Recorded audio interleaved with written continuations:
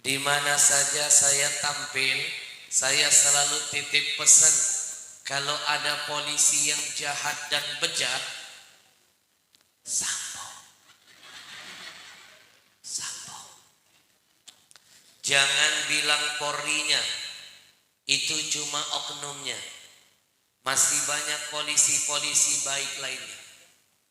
Salah satunya hadir di tengah-tengah kita. Tepuk tangan dulu dong. Saya yakin di belakang seragamnya ada tulisan bukan anak buah Sambo. Saya sayang dengan polisi yang jujur, saya hormat dengan polisi yang benar. Saking hormatnya, jangankan polisi sedang bertugas, polisi tidur pelan-pelan saya lewati. Kalau tidurnya saja saya hormati, apalagi bangunnya. Menahan. Kita doakan mudah-mudahan abang dijaga dalam tugas-tugas mulianya. Ucapan ribuan terima kasih saya sampaikan kepada segenap panitia, wabil khusus DKM Masjid, yaitu maksudnya gitu aja kok repot. Siapapun yang membantu, memudahkan, memfasilitasi, memeriahkan dan ikut hadir hari ini, kita mohon kepada Allah agar Allah catat setiap kedip mata, hembusan napas, tetesan keringat, langkah kaki, semuanya dicatat nanti nilainya jihad di hadapan Allah. Ya Rabbal. Bapak Ibu yang saya muliakan, biar ditambah keberkahan kita hari ini, kita berselawat dulu kepada Rasul yuk. Hari ini hari apa? Ibu kalau ditanya hari Jumat mukanya berseri-seri, nampak sisa-sisa tadi malam.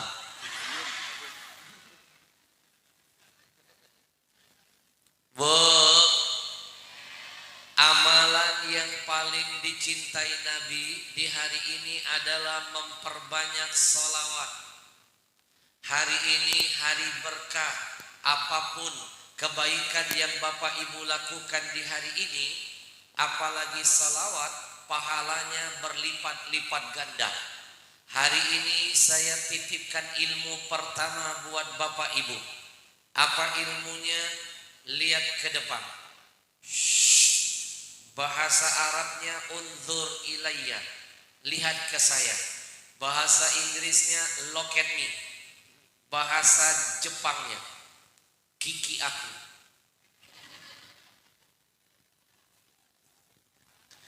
Kiki aku. Bo, inna min asbabi mudha'afatil ujur salasatun. Ada 3 sebab Allah akan melipat gandakan kebaikan apapun yang dilakukan hambanya. Kalau 3 sebab ini ada, walaupun kebaikannya sama, saya pastikan pahalanya beda. Sebab yang pertama namanya syaraful makan, keistimewaan tempat di mana ibu melakukan kebaikan. Saya kasih contoh Bapak Ibu. Bapak Ibu, di sini sholat sunat masih 2 rakaat kan? Masih 2 kan? Kita sholat Jumat di sini dengan Bapak Ibu nanti kalau ditakdirkan Allah bisa sholat Jumat di Masjidil Aqsa Palestina. Tahu Palestina? Konawe selatan belok kanan. Susah ngejelasin mama. Ibadahnya sama Pak, sama-sama Jumatan, rakaatnya sama 2. Saya pastikan pahalanya beda. Sholat Jumat di Masjidil Aqsa dilipat gandakan pahalanya 500 kali lipat. Kalau Bapak Ibu sholat di Masjid Nabawi Madinah Al-Munawwarah 1000 kali lipat. Kalau Bapak Ibu sholat Jumat di Masjidil Haram Makkah Al-Mukarramah 100.000 kali lipat. Kok pahalanya beda padahal amalannya sama, sama-sama Jumatan, rakaatnya sama.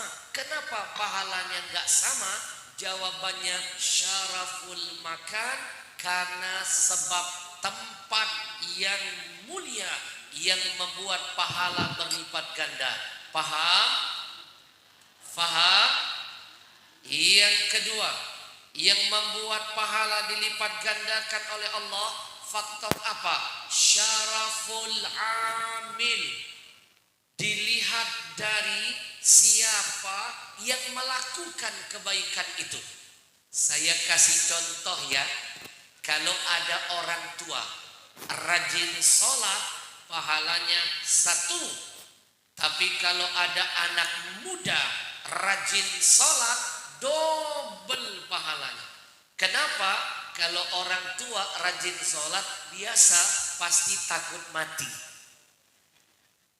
Tapi kalau ada anak muda, masa mudanya sudah beribadah, itu barang langka. Dan itu pahalanya berlipat ganda. Mena, saya kasih contoh biar lebih paham. Ibu, kalau ada orang kaya sedekah, pahalanya 1. Tapi kalau ada orang miskin dengan segala keterbatasannya masih mampu sedekah, maka pahalanya berlipat ganda. Mena, faham? Yang ketiga, ada hubungan dengan acara hari ini. Faktor ketiga yang membuat pahala kebaikan akan dilipat gandakan oleh Allah, karena sebab apa? Syarafuz zaman, keistimewaan waktunya ketika kita melakukan kebaikan. Dalam 1 tahun ada 1 bulan waktu yang diberkahi Allah, namanya Syahrul Mubarak, bulan suci Ramadan. Bu, ibu, bulan Ramadan, apapun kebaikan yang dilakukan di dalamnya pahalanya berlipat ganda. Ibu baca Quran di bulan-bulan lain pahalanya 1, baca Quran di bulan Ramadan pahalanya berlipat-lipat ganda. Dalam 1 minggu ada 1 hari yang diberkahi, namanya Yaumul Jum'ah, Yaumul Mubarak, waktu yang paling diberkahi. Ibu hadir pengajian di hari-hari lain pahalanya 1, hadir pengajian di hari Jumat, bersedekah di hari Jumat, berselawat di hari Jumat, apapun ibadahnya di hari Jumat, pahalanya beda dengan hari-hari lain, dilipat gandakan oleh Allah balasannya. Alhamdulillah. Sallallahu ala sallallahu alaihi sallallahu ala sallallahu. Sekali lagi, sallallahu sallallahu sallallahu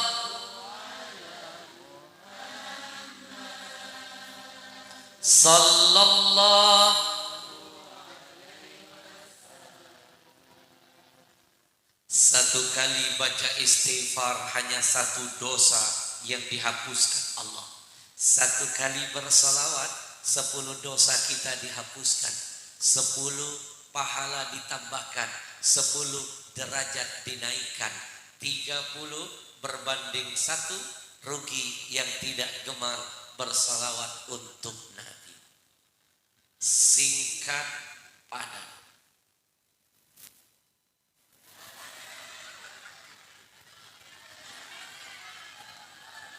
Cuma lihat doang. Masa lihat jam sendiri nggak boleh? Ini kan jam saya Pak Sekam. Ini jam saya. Ini kan barang saya Pak Polisi. Masa lihat barang sendiri nggak boleh? Gimana lihat barang orang? Bu,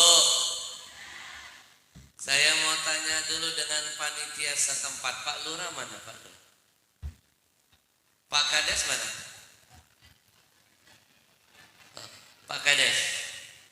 Pak Kades, saya mau tanya, apakah di desa Bapak ini penceramah nggak boleh lihat jam tangan? Boleh kan? Boleh. Kalau ada penceramah siapapun dia baru mulai ceramah suka lihat jam tangan, jangan marah. Itu hanya teknik saja. Sebenarnya dia lagi mikir, abis ini mau ngomong apa? Bapak Kades yang saya banggakan, saya begitu masuk ke sini hati merasa bahagia.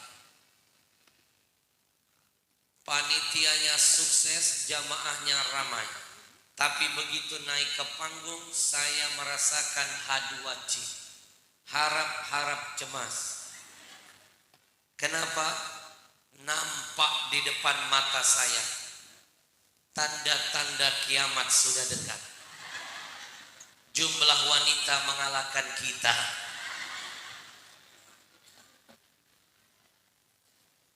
Bu, Nabi pernah bocorkan dalam sabdanya, inna min asyratis sa'ah, kata Nabi, di antara tanda-tanda kiamat sudah dekat, di antara tanda-tandanya Pak, Nabi bocorkan biar kita sedia payung sebelum hujan.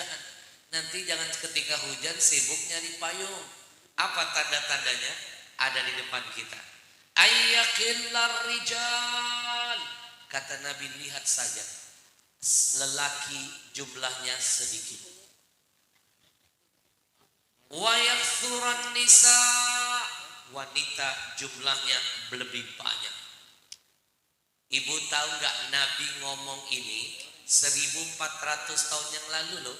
Di waktu jumlah perempuan itu sedikit langka. Karena zaman dulu itu ada tradisi yang kurang bagus. Sebelum Nabi dihadirkan, kalau ada wanita melahirkan anak laki-laki disambut dengan pesta pora.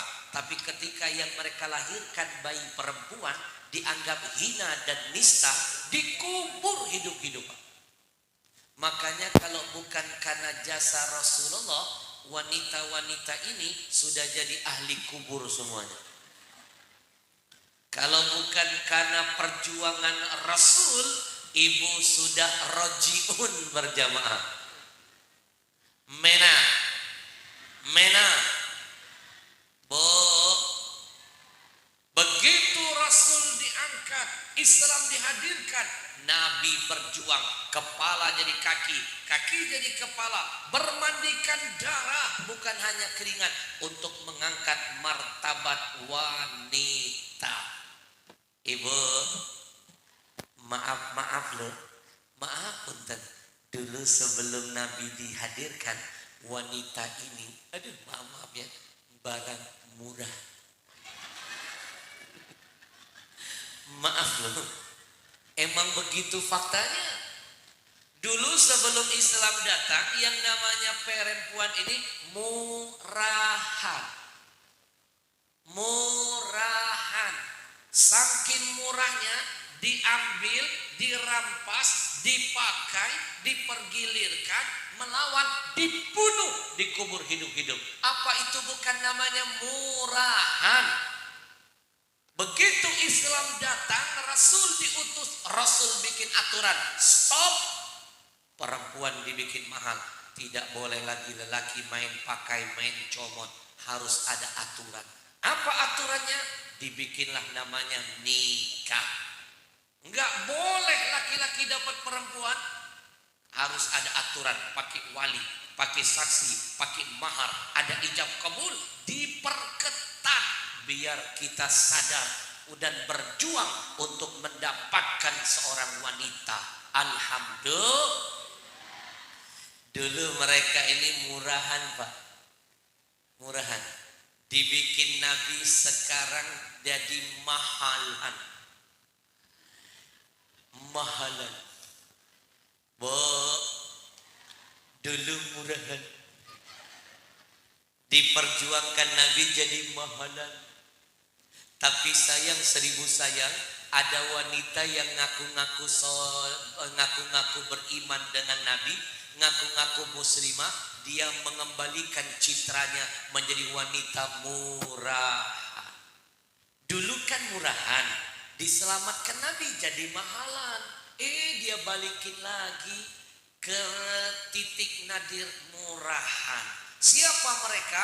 Mengaku muslimah tapi petantang petenteng membuka auratnya. Itu sama saja menjatuhkan kembali harga dirinya. Murahan. Mereka enak-enak buka aurat, kita yang kewalahan. Dilihat haram, gak dilihat. Mubazir dari Hongkong Pak.